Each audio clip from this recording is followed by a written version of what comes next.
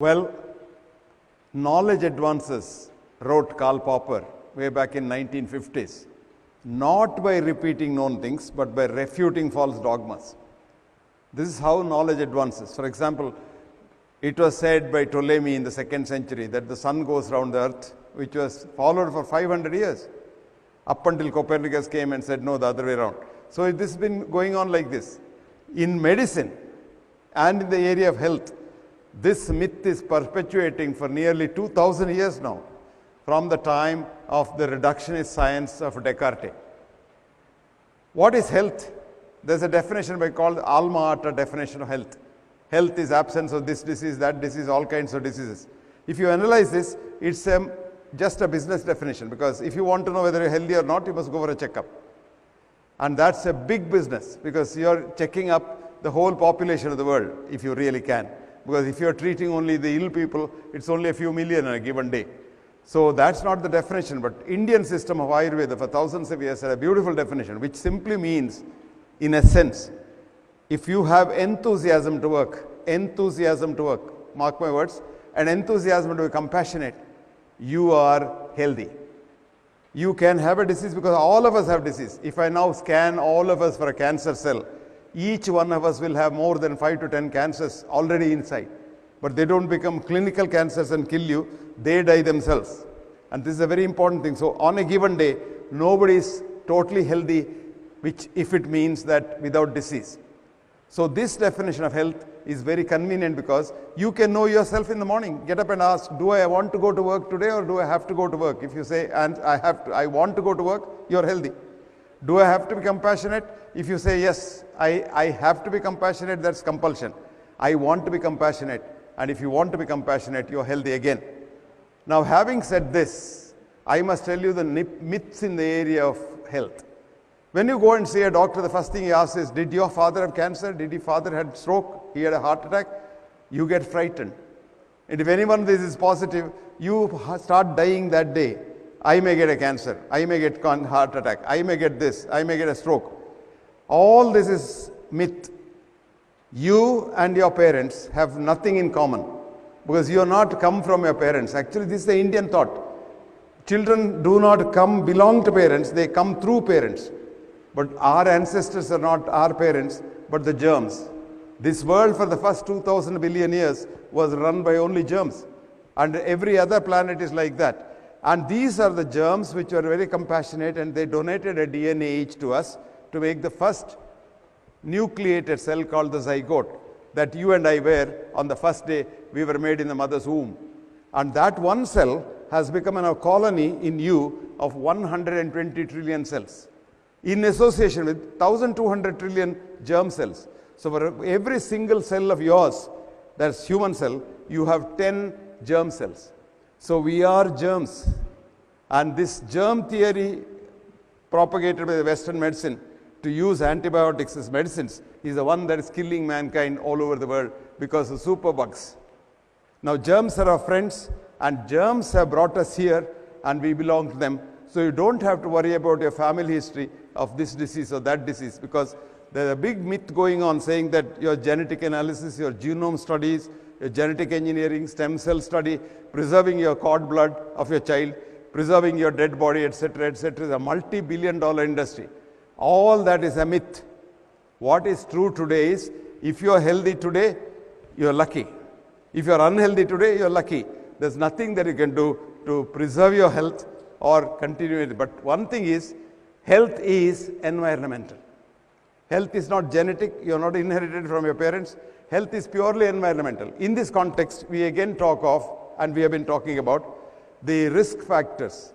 Your heart disease, your hypertension, diabetes, body weight, height, weight, mass index, your girth of the abdomen, girth of your all kinds of things we talk about. All this has been again proved wrong, because a largest study, the longest study and the biggest study, which is called the MR-FIT study, Mr. Fit study, multiple risk factor intervention trial, which went on for prospectively about 25 years, showed that there isn't anything called risk factor. Even if you remove the risks by intervention, the risk, if anything, remains. So even if you whether remove the risk factor or not, the risk remains. But the only thing that can save you is change your lifestyle. This is because lifestyle is the biggest environment. What is the environment of the human body? Human body is in fact human mind only. With quantum physics, we have quantum understanding. Matter is energy, energy is matter. For such of you who don't belong to the science stream, I'll give you a nice article. Please read this. Matter is not made out of matter. That's the article. Matter is not made out of matter. Written by a man who got the Nobel Prize and the alternate Nobel Prize. Because he called E is equal to M. Energy is matter, matter is energy, as a duality. And the man has written this article so for you. And in the article he writes, I quote, he says, I am just a scientist, like a child playing in the sands, the sand time. But the Indian sages have called this Advaita thousands of years ago. And he says, that is the philosophy that runs quantum physics. And your body is a holographic projection of your mind, which is called your consciousness. And the mind is not in the brain as we think and as we practice in psychiatry. We give you drugs when you have some mental problems. These drugs go and affect the brain where the mind is not there, and the brain gets damaged. So the drugs only damage the brain and do not treat you. As a matter of fact, create more problems. But what is important is the mind is the environment of the body. I am repeating this. The mind is the environment of the body. So if you have to get any disease to the mind and to the body, it's again the mind that affects the whole thing. And if you want to get rid of it, you have to change your mind. So in short, mind your mind, and that will mind your illness and wellness. Now, what is the most important part of the mind? Your thinking. The most dangerous part of the environment of mind is arrogance, hubris. I. You know, I. You all know I. I starts illness. You just change that I into we, wellness. That's all the difference. Did you understand? The difference between illness and wellness is how you look at yourself. If you think you are the biggest man under the sun, you are always ill. Remember that. Almost all our politicians have got all kinds of illnesses. You don't know them. They take so many drugs. Now you think there is a drug for everything, so why worry? One patient came to me once and said, look doctor, I want to drink, I want to smoke, but I don't want to get diseases. Give me a pill. This is how people think, because they think there is a pill for every ill. But the reality is, while there is no pill for every ill, there is an ill following every pill.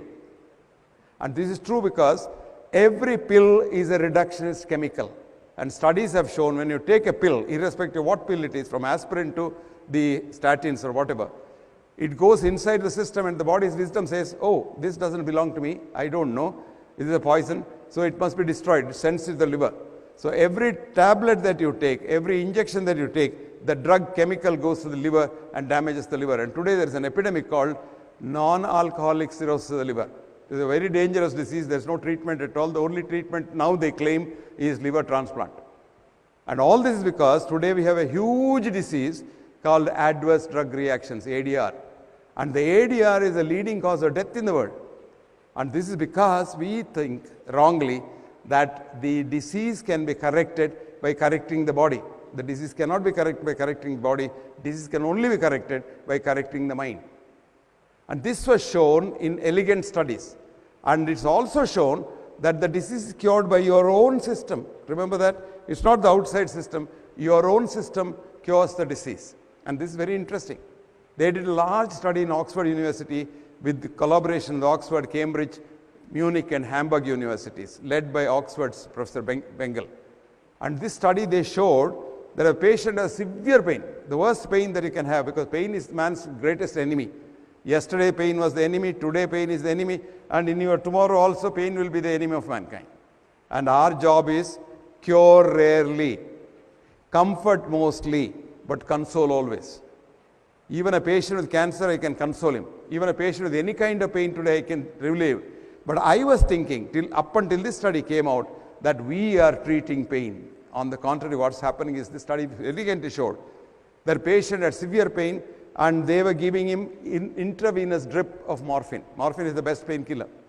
But they told the patient, this is not morphine. What we are giving you is a new vitamin we have found out for you. It will not remove your pain, but your disease will go. And would you believe nobody's pain went? Pain did not disappear, but morphia was going intravenously. If you take a tablet of morphia, your pain will go. Then they were surprised. So they did a crossover study. They ran a saline drip, simple saline drip, and told the patient, this is the best salt of morphine that we have discovered. And your pain will go like that. And would you believe the pain went like that? They were nonplussed, what's happening? So they repeated the whole study with an fMRI, concurrent fMRI. fMRI tells you what the brain is doing. And when they found that morphine was running, but the patient believed, mark my words, believed, because he had faith in the doctor that it is not morphine. When he believed it is not morphine, the brain slept. When saline was going and the doctor told him it is morphine, and he believed the doctor, and then pain got relieved because the forebrain produced such powerful opioids that in no time the pain went. So who treated the pain? Not the drug, but your own brain, your own body, your own immune system. Similarly, surgery. You think surgery, okay, surgery is something different. No, they did a study, extensive study like this on bypass surgery, and they showed even bypass surgery is a placebo effect. Nothing happens by the surgery, but the placebo effect. The mind says, okay, I am treated. I have had a bypass surgery, nothing to worry about it. This is a very nice study called placebo effect in bypass surgery, and the first author's name is Grabos. Grabos is a very big director of interventional cardiology in Harvard. And this study shows that when a patient was taken to the theater, anesthetized, and when he woke up, he was told, you had a wonderful bypass surgery. Your surgery was very successful. And he went home, and he's successful. 1 year later, scanning showed blood supply had come back to the heart, which means you are treating your own self, which is called the placebo effect.